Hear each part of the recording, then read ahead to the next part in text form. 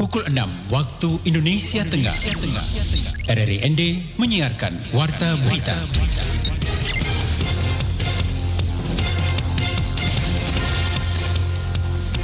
Selamat pagi pendengar, dari Jalan Duren nomor 1 inilah Warta Berita Pagi edisi penyiaran Jumat 30 September 2022 dengan Sari Berita.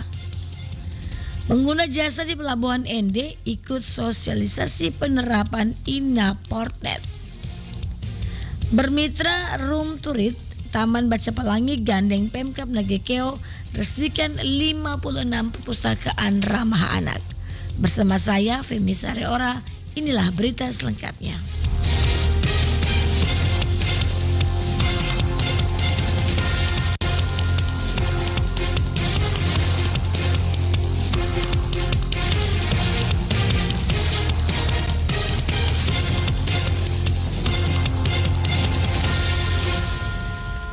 Sebanyak 35 orang pengguna jasa di Pelabuhan ND mengikuti sosialisasi penerapan INA-Portnet bertempat di Aula Satremese, Jalan El Tari ND pada hari Kamis 29 September 2022 pagi.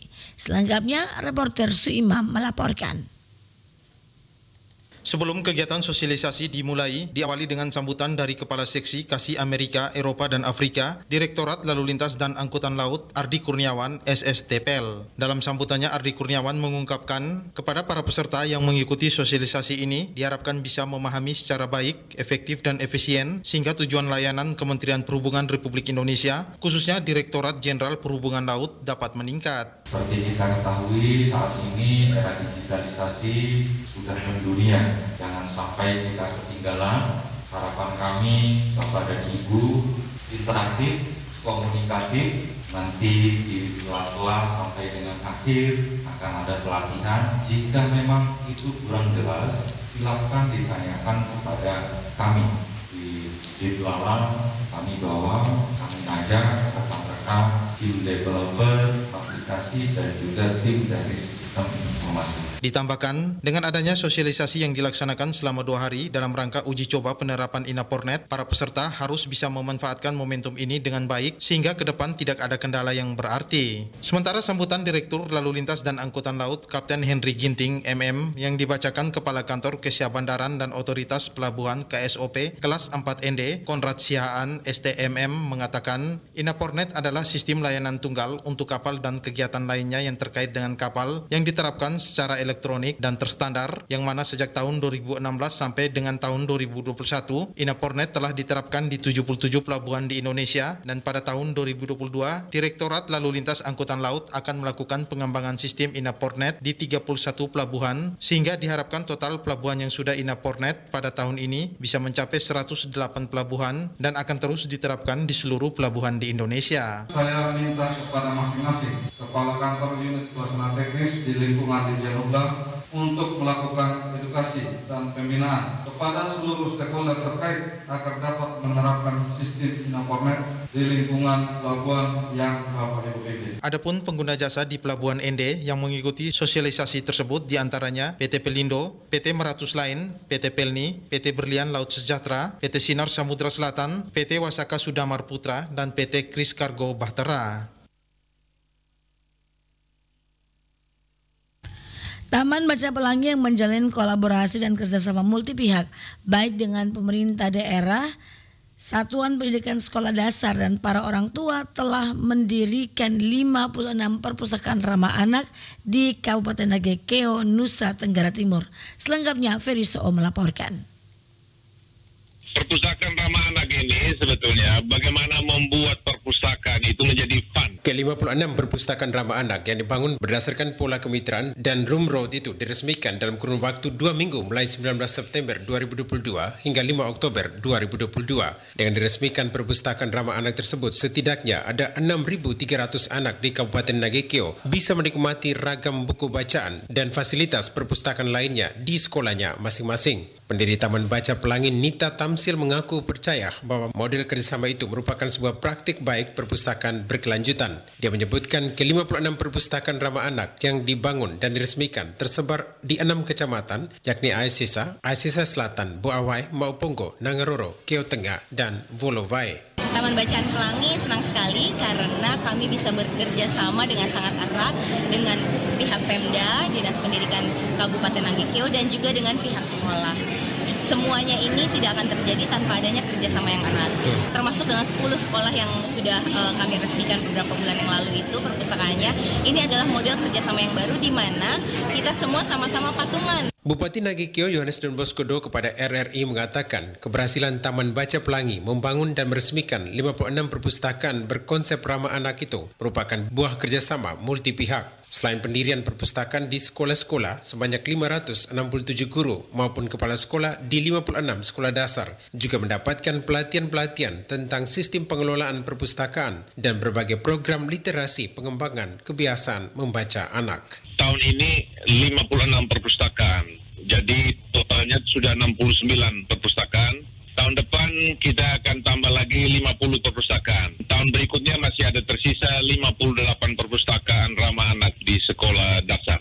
Perpustakaan ramah anak ini sebetulnya bagaimana membuat perpustakaan itu menjadi fun.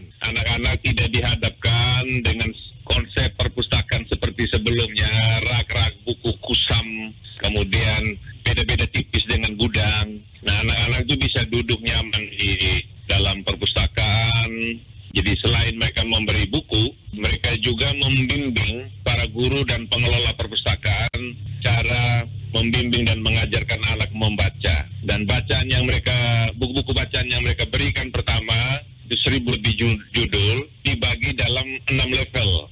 Sementara Kepala SDK Buawai Rusadali Masada memberikan apresiasi terhadap Taman Baca Pelangi yang telah memperhatikan pemanfaatan perpustakaan di sekolahnya. Dengan adanya kerjasama ini diharapkan minat baca anak-anak semakin meningkat.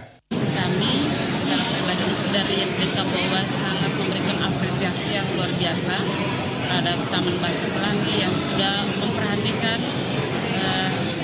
bagaimana pemanfaatan perpustakaan. Khusus untuk di sekolah saya, memang anak-anak punya minat baca. Hanya buku sarana yang ada di dalam itu sangat tidak memenuhi persyaratan. Sehingga dengan adanya kerjasama dengan pihak Taman Baca Pelangi ini sangat membantu sehingga minat baca anak itu semakin ditingkatkan.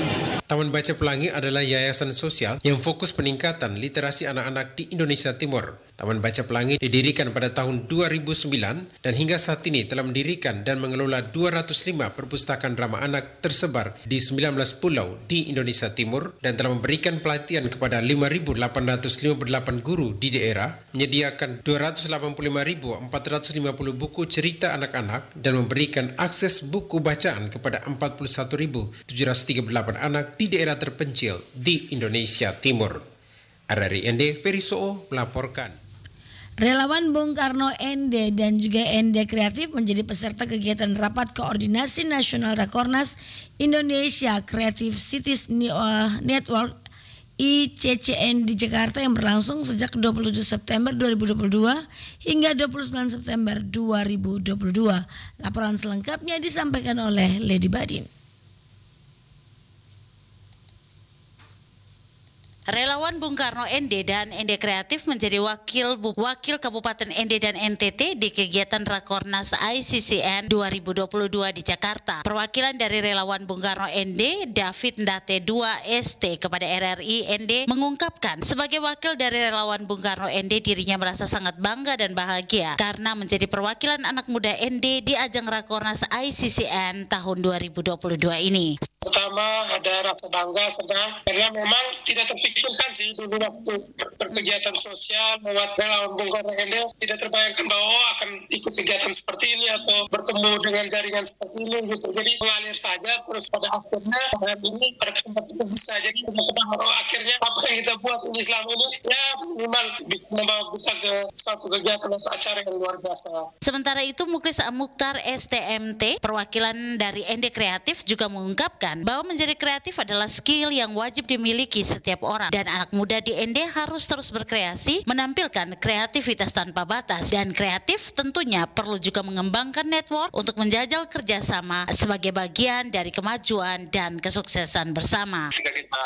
berkreatif, inisiatif dari beberapa tahun sejak tahun 2014 dengan ND Kreatif #2014 di lomba menggambar Stadion Maralonga, ternyata kita sudah dipantau kakak. Dan Pak Ridwan Kamil, Kang Fikri selaku staf khusus Kementerian Koperasi dan sebagai ketua ICCN itu, mereka memantau media sosial. Akhirnya kita dipertemukan oleh Korda NTT Pak Umbu Bili dari Sumba TV. Akhirnya berjalan. Sebelum ini kami juga hadir di Rakornas di ICCN Festival di Pekanbaru Riau tahun 2021 waktu itu. Terus yang di Rakornas saya mengundang teman-teman relawan di sana untuk bersama saya dan seluruh ini NTT. Jadi saya mewakili Korwil 4 NTT. Rakornas ICCN tahun 2022 ini mengusung tema jejaring lokal keren sebagai wujud segudang potensi yang dimiliki komunitas kreatif di Indonesia dan diikuti oleh 225 jejaring komunitas kreatif di seluruh Indonesia. RRI ND Lady Badin melaporkan.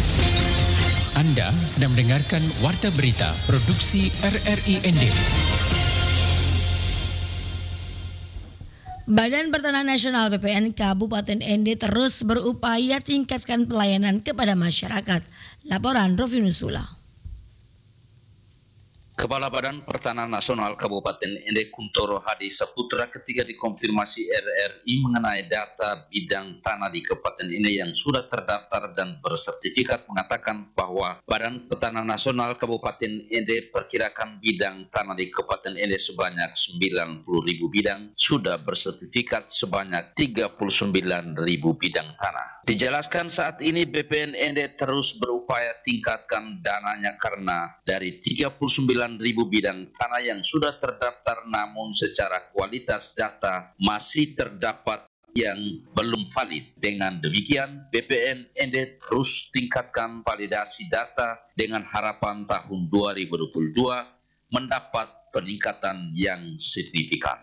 Yang sudah ada sertifikat itu nanti sertifikat itu masih berlaku, tapi untuk peralihannya belum bisa kita lakukan peralihan sambil menunggu tindak lanjut dari Kementerian Kehutanan. Nanti mungkin ada dalam bentuk pelepasan kawasan hutan yang dikeluarkan oleh Kementerian Kehutanan. Lanjut Kuntoro Hadi terkait dengan tanah-tanah di lokasi kawasan hutan, BPN ND tidak berani menyentuh karena kawasan hutan leading sektornya ada di Kementerian Kehutanan dan Lingkungan Hidup. Kuntoro mengatakan bahwa bagi masyarakat yang mengajukan permohonan untuk penerbitan sertifikat bidang tanah yang lokasinya masuk di kawasan hutan, Badan Pertanahan Nasional Kabupaten ND tidak mempunyai kewenangan untuk mengeluarkan sertifikat sebelum ada surat dari Kementerian Kehutanan dan Lingkungan Hidup. RRI ND Rovinus Sula melaporkan. Bupati ND Jawar Ahmad mengapresiasi keberhasilan tim kebanggaan Laskar Kelimutu Perse ND yang mencapai final turnamen ETMC 2022 di Lembata. Bupati Jawar mengatakan prestasi sepak bola Kabupaten ND mengalami peningkatan yang pesat. Pasalnya, Perse ND telah 3 kali mencapai partai final El Tari Memorial Cup selama 10 tahun terakhir.